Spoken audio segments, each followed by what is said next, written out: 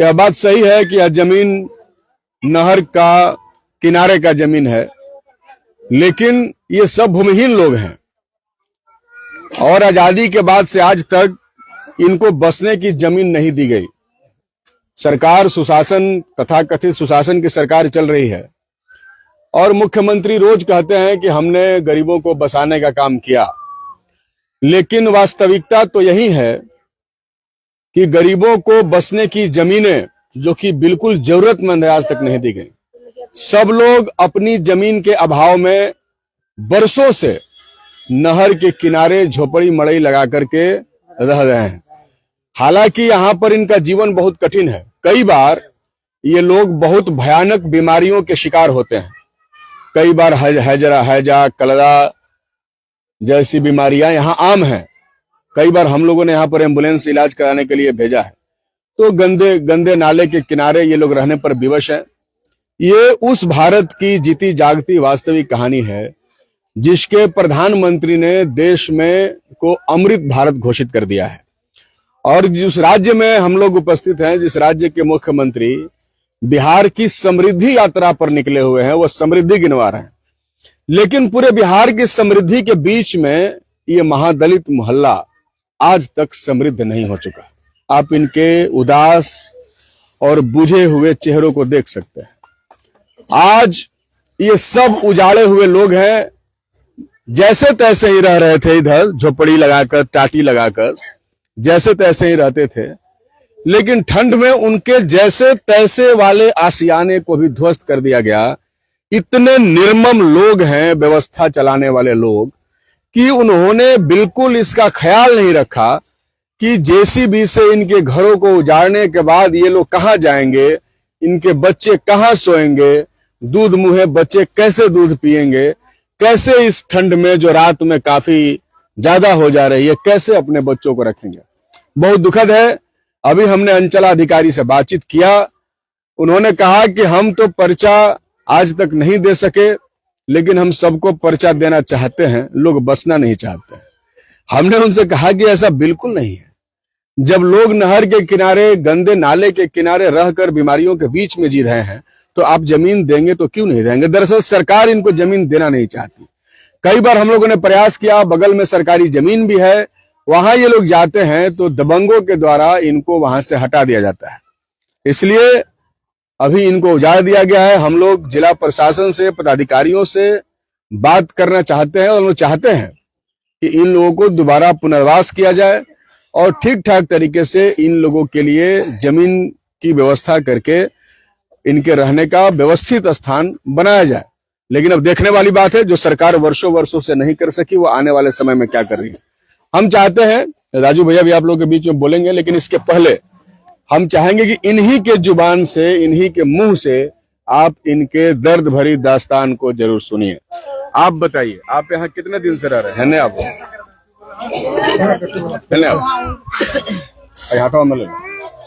बोल हमने के जब बहुत हो गए, 50 वर्ष से ऊपर हो गए रात, बाल बच्चा तब 50 वर्ष हो गए से, अब बूढ़ पुरानिया कितना दिन के भइल है।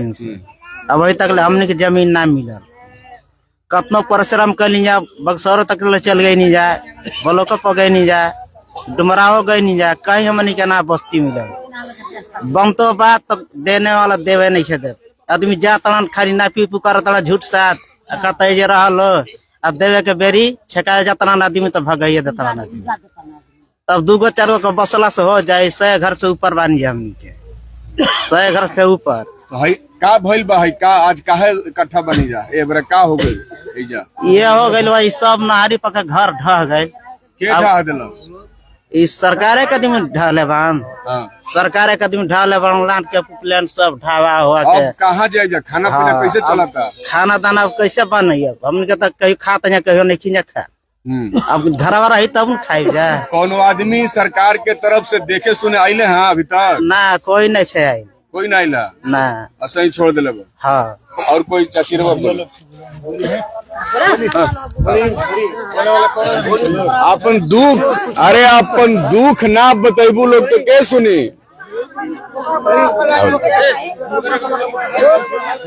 अपन दुख सुनावे के बाद आए अरे बोलो बोल हमने के व्यवस्था नहीं थी देखिए सर अपने बिनती बढ़ी है जो हमने के घर दुआर ठाई गेल बढ़ुए हाँ हमनी के थाना में नानी नानी बच्चा लेके कैसे रात भर गुजारा तानी जा कैसे खा तानी जा पिए तानी जा कौन देखने वाला है दया नहीं के ना केहू बतावे वाला बा ना हमनी के राह दिखावे वाला बा ना हमनी के केहू बसावे वाला बढ़िए हमनी के रात रात भर कला पता नहीं जा खैला बेग अनाज पानी थैले बानी जा हाड़ी बर्तन सब जेने तेने थैले बानी जा हमनी के कोनो व्यवस्था नहीं के ना केहू करे वाला बा पर्चा उर्चा कोई देले बा अभी आज तक हमनी के नहीं के मिलल कोनो कर्मचारी आई रहने जब पूछे ना केहू नहीं के तो का भइल बा के उजाड़ देले बा अब हमनी के तो अपना दिन से रहतानी जा के हमनी नहर वाला आई जसबी लगा के उलाट देला और ना कहत रहे तो धान चाउर एके में मिला दे आटा से का कहत रहे सरकारी जमीन बा धान चाउर हटावा सरकारी जमीन है और सरकारी जमीन पर गरीब रहते हैं, लेकिन जिसका जमीन है वो सरकार यही गरीब लोग बनाते हैं। तो साफ तौर पर बात है कि सरकारी जमीन गरीबों की ही जमीन होती है, इस बात को समझिए। लेकिन बावजूद इनके उनको हटा दिया गया जा रहा है। आप जानते हैं बक्सर जिला सहित कई सारे जिलों में भू माफियाओं का कहर चल रहा है।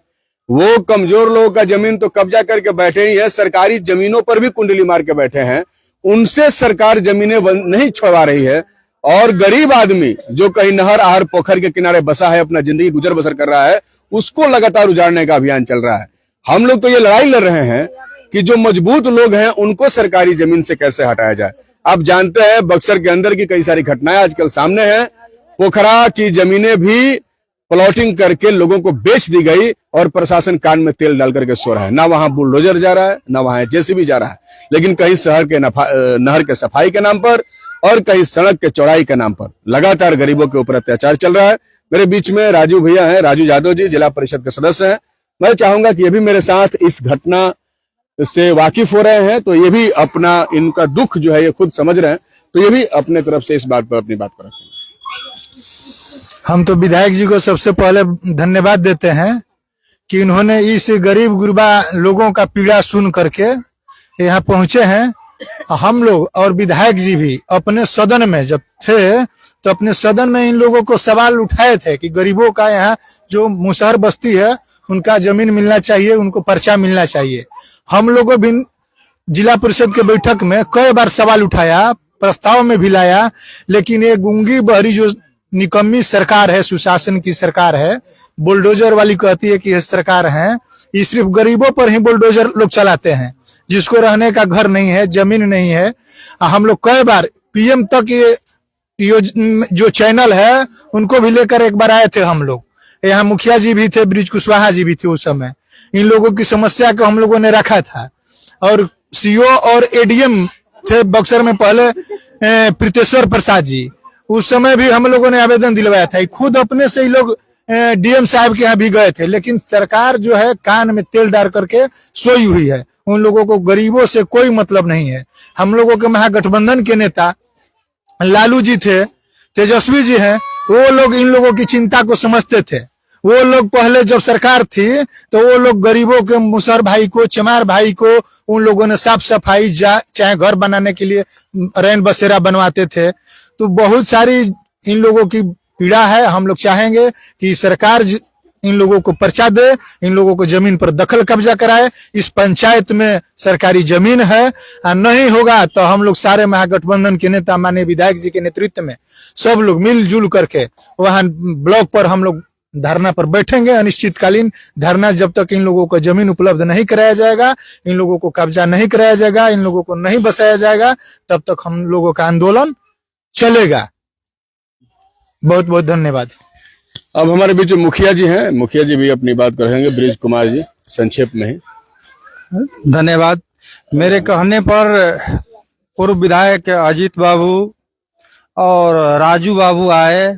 मेरे यहाँ ये जो जितने भी घर मुसहर का उजाड़ा हुआ है, लगभग 50 की संख्या में घर इन लोगों को उजाड़ दिया गया है। और और वर्तमान में हम पंचायत के मुखिया हैं। मेरे ये बस की बात नहीं है कि इन लोगों को हम अपना व्यवस्था बना सके, इसलिए हम हमारे जो जिला परिषद वर्तमान में है उनको सूचना दिए, पूर्व विधायक जी को सूचना दिए और अधिकारियों लोग को भी हम सूचना दिए, लेकिन कोई इन लोगों का दुख दर्द सुनने वाला नहीं है।